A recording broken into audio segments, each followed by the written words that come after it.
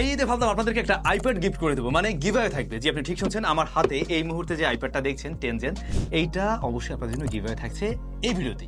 But এইটা কি জিনিস ছিল? এটা হচ্ছে MacBook air M4, recently launch করলো অ্যাপল, এবং আমাদের স্টুডিওর জন্য এটা ফাইনালি আমরা নিয়ে নিলাম। গতকালকে কেনা হয়েছিল বসুন্ধরা থেকে, এইচএনএস টেক থেকে। ও বাই দ্য ওয়ে, এই যে গিভঅ্যাওয়ের কথা বললাম না, এইচএনএস টেক এবং স্যামসং, আমরা এই গিভঅ্যাওয়েটা আপনাদের জন্য নিয়ে আসছি। মূলত এইচএনএস টেক আমাদের সাথে কোলাবোরেশন করে, এবং এই ঈদ উপলক্ষে আপনাদের জন্য দারুণ একটা জিনিস গিভঅ্যাওয়ে থাকতে যাচ্ছে। সো যেহেতু ম্যাকবুক এয়ার M4 কেনা হলো, ভাবলাম আপনাদেরকে নিয়ে একটু আনবক্স করি। বক্সটা যেমনটা দেখছেন, বাট বক্সটা আমার কাছে এবার একটু সস্তা সস্তা মনে হয়, আর দাম তো কমাইছে, তো সব দিক থেকে একটু কস্ট কাটিং করছে। আর একটু ভালো করলে ভালো হতো, অ্যাপল ফিলটা একটু কম। বাট সিগনেচার কালারটাই আমরা নিয়ে নিয়েছি। এই যে এটা ফেক আনবক্সিং, সো আগে খোলা হয়েছে, আপনি বুঝতে পারছেন আই হোপ।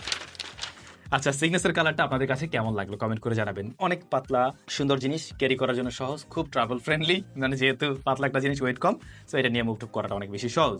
অন্যদিকে এই যে চার্জার, দ্যাটস ইট। সো গিভঅ্যাওয়েতে কিভাবে অংশগ্রহণ করবেন, ব্যাপারটা খুবই সিম্পল।